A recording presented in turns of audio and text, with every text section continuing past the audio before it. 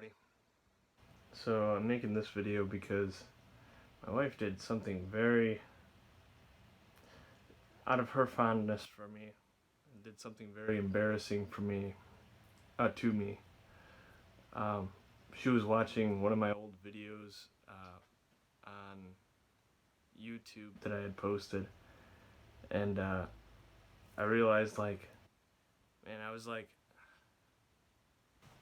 an immature kid who thought he could be profound, even though I was, an adult. Um, but a lot of the stuff I was doing, I was like trying to help people, mostly because I felt helpless, um, or often feel helpless. Um, I've settled down quite a bit uh, and become more grounded.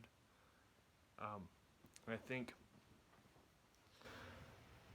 it's kind of humbling to see.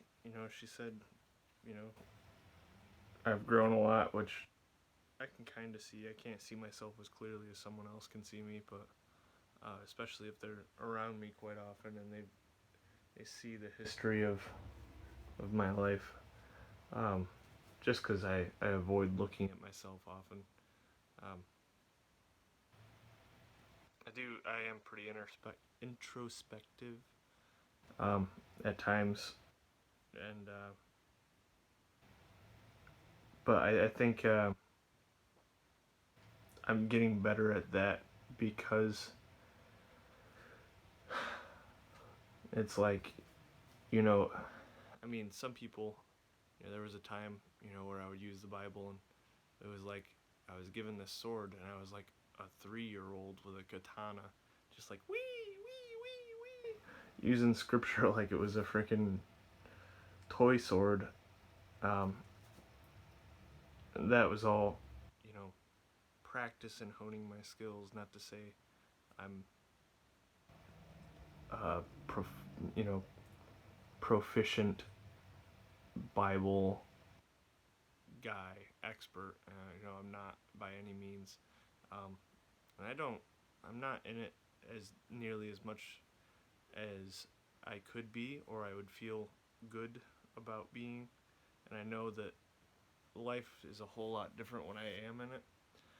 Um, but something I've been trying to do is not force myself out of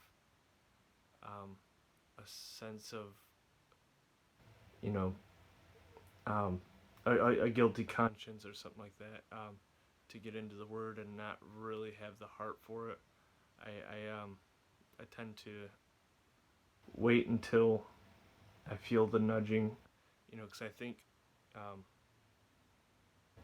in my scripture reading before, it was like I was trying to force something to happen. It was like it was this lack of surrender and lack of peace, um, lack of love for myself, and love for who people are, where I needed to change someone or make someone feel better or cover over my stench, spiritual stench, from a lot of things I felt guilty about in the past, and I still, you know, don't feel good about the things that I've done in the past or the way that I've handled this life prior to knowing Christ, especially, but even knowing Christ, like, the more you see yourself, the more you realize how not Christ you are. I mean, you're a Christian, you're a little Christ-like one. Ideally, when you're um, really embodying Christ's love and using His knowledge and His wisdom appropriately and wisely, um, and knowing when to discern, when to, you know, stop into town and heal some people, and when to be like, all right, it's time to go, like, or when like, nope, we're going to just continue past that town. We're gonna continue past that part of town, and we're gonna go here because there's more fruit that's gonna happen here. If I go there, then there's a chance I'll just be eaten by the dogs, so to speak, and to use kind of strong language against people who might not see the value in someone who holds value. Um, that they might objectify humans, people. Um, so if I truly have a mission and a heart for people, I can go somewhere where everyone around me is thinking about how they can get a one up on me, or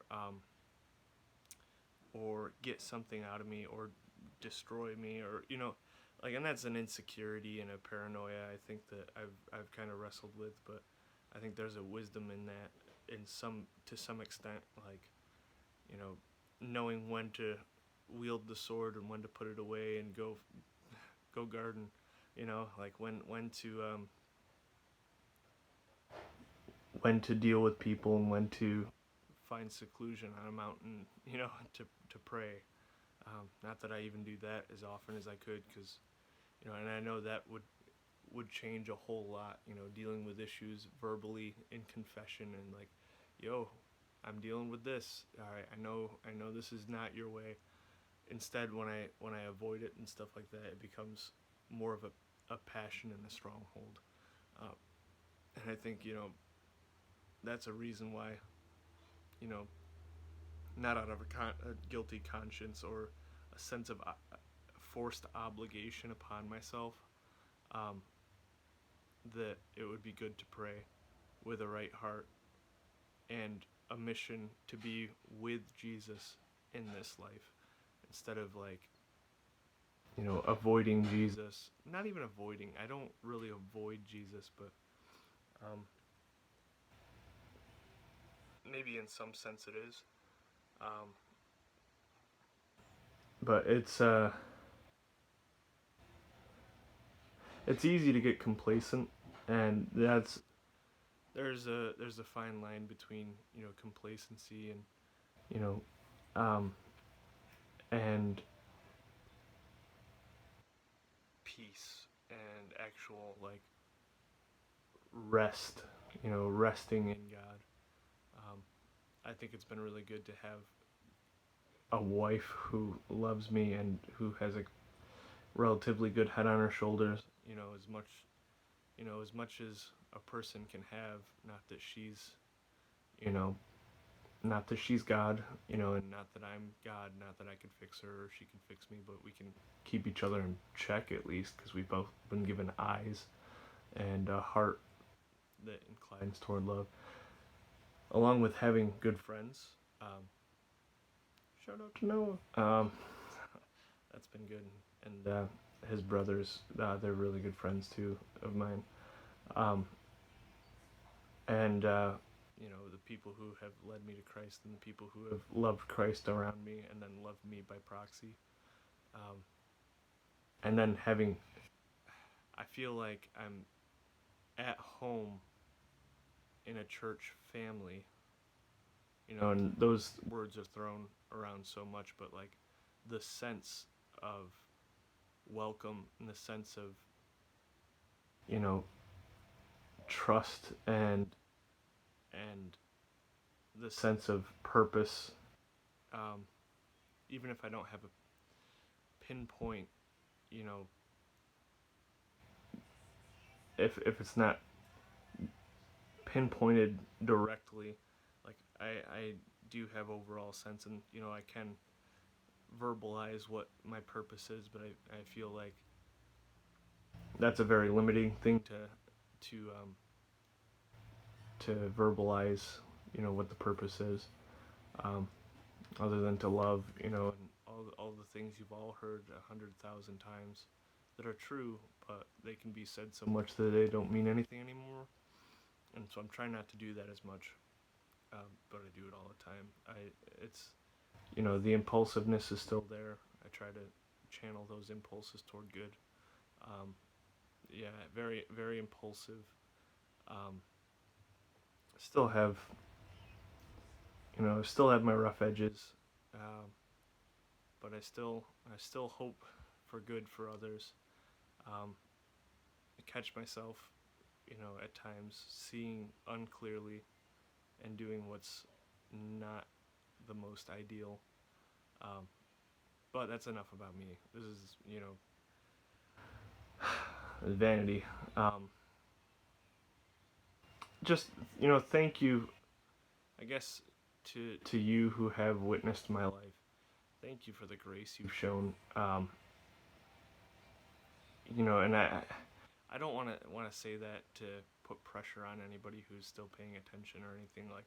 I don't want anyone to feel like, oh, I better praise his good works or something like that. Like, I'm not looking for that because well, partially because of trust issues that are still active but hidden.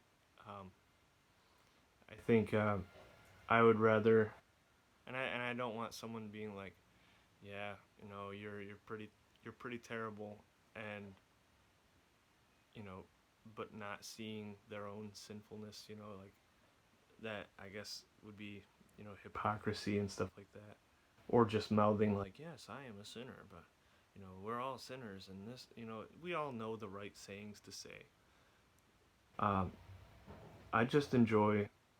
I've found a lot of joy in genuine, conversations and listening to people and to getting to know people, because when you hold a guilt complex and you're trying to impress people or please people or make people feel better, um, it's hard to really get to know them, um, and I think just genuine conversation without like a mission. Um, a lot of times Jesus can shine through that, and Jesus can spill out. Especially if he's in your main focus.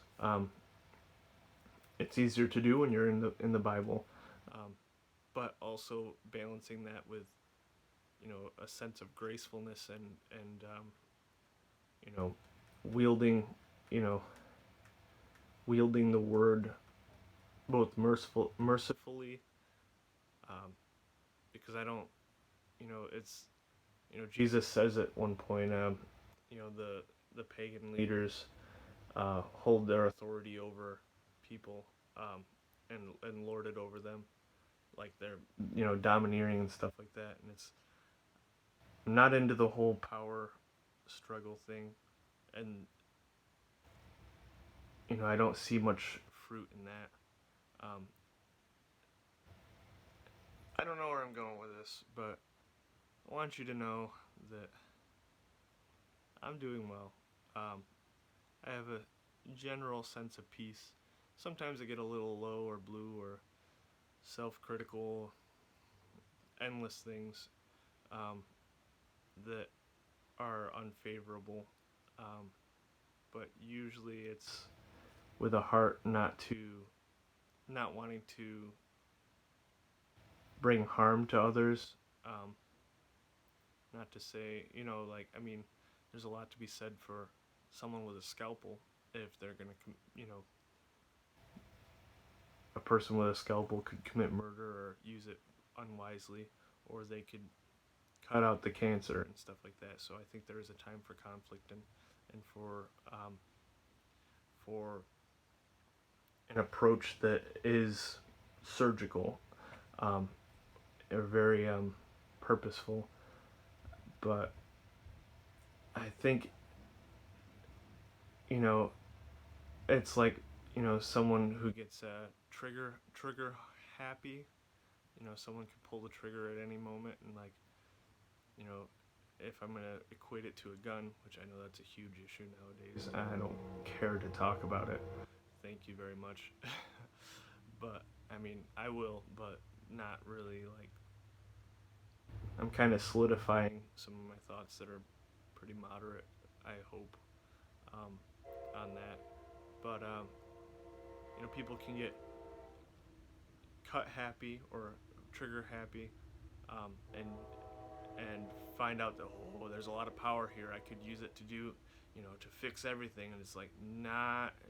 Some things are not your place. Some things are not my place. Step back. Sometimes you need leadership. Sometimes it is good to lead. I mean, if you've seen some things and you have a good approach and you know who Jesus is and how he is, like you can lead people who don't know him at all, but only to an extent. And that's something, walking alongside Lita in youth ministry, like I want to do good, but I don't want to overstep boundaries. And I think with the sense of strength and encouragement that God gives us, we can very easily be like a 2-year-old who's been given a screwdriver and wants to pound nails in. Like, we have the tools and we want to use them and we want to be helpful and we want to make things and we want to, but learning how to use the tools we have and learning how to see clearly and actually be purposeful in a way that's beneficial, like that's a kind of a heavy responsibility, but I don't know, just thankful for everyone who sees clearly, and thankful for guidance, and even if some guidance I would say, well, I'm not necessarily going to heed that. It's nothing against the person, or sometimes it's a sense of an attitude behind it or a mission behind it that I don't know where it's coming from, so I kind of, that's where my questioning mind might come in and be like, what's your real goal here, and are you trying to make me something that you can be proud of? Like, don't do that. I don't want you to be proud of me because you changed me somehow. I want to develop, of course. If you do end up having an impact, I don't want it to be out of an expectation that you could, be proud of the changes you see because of your will and your victory, because that's a very self-aggrandizing, and I don't want to encourage, you know, self-serving spiritual leadership, and I don't. That doesn't happen too often. I think people are pretty grounded and down to earth. I enjoy your genuineness. Like, if you're hungry, be hungry around me, and you can feel secure in that. If you're thirsty, be thirsty around me, and you can be secure in that. If you have some abstract focus or some as we would deem sinful, like, I mean, I say sinful in quotes, um, knowing that some of it is sinful, but like it's just the word is used too much, um, and not used too much as in like we can't call it out anymore. I can see some people with a chess player's mindset that want to pin him down as like, oh, he's this way faulty. Like, go for it. If that's your game, play that game. But I just don't involve me in it. Like, even if you're talking behind my back, like, sometimes I would prefer that if it's people that are like don't really care and they're not going to you know slander farther or whatever, or if they can see through your crap. you know and same thing with me. I'm not above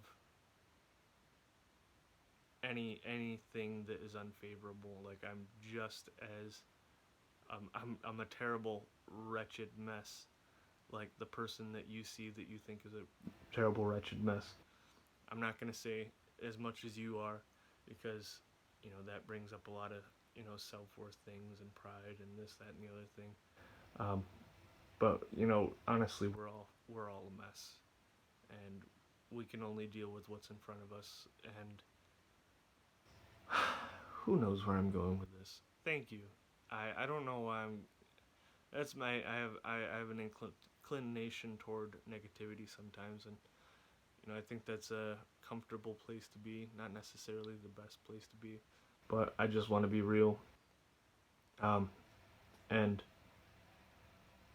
no, even when there's negativity, it's there's a gratitude and a goodwill on behalf of others, and I hope to see everyone doing well. Like, and I can say that without lying, like, and I do I want what's best, and sometimes I'm just learning how to either plant a seed so that people down the road can eat from the apple tree, or or water, what's already growing, and encourage, strengthen, prune away something that's damaging the tree. Like, I'm learning these things subtly, like slightly over time, but I'm a 29-year-old dude. What do I know? So, um, and I think, I don't know. There's good that's coming. I hope. Things could get crappy too. Who knows? Who knows what the way things are going? But I have a hope for good, and I'm beginning to trust people more. I still have my bouts of paranoia and watchfulness, but I think that's important, and it's not. It wouldn't be wise to throw out that and just trust everybody, because not everybody has goodwill for, and that could be, just a present thing, for a time, or that could be just the general, like, I'm gonna do as much damage before I get to the grave. Like, some people might, there's billions of people on the earth. Like, it's good to have some, you know, I don't even want to say paranoia, because paranoia has a lot of deception in it, and overwhelming deception, and then brings neuroticism and stuff. But, like, at least observance and watchfulness and vigilance. Like, yeah, I don't know, but I'm building trust. I'm seeing where trust is merited, but also trying not to be naive. Um, Not trying to, only see threat all the time, and only expect the worst all the time. That's a pretty rough place to be as a person. So, there has to be a fine balance. And anyway, I should probably just end this. I've been rambling on for 23 minutes. So I hope you are loved today. No, I know you are, and I know that's, it's so easy, and you hear it all the time. God loves you, and, like, I know that that's true. Um, I would hope to have a profound way to express that. That's not just vain chatter. Um, so I hope you understand more deeply the love God has for you, and the love that is being cultivated in people around you and yourself. Especially if you're seeking Him and His love. Um, and yeah, so I mean, have a good life whenever you see this. I hope you do well. Um, Thank you.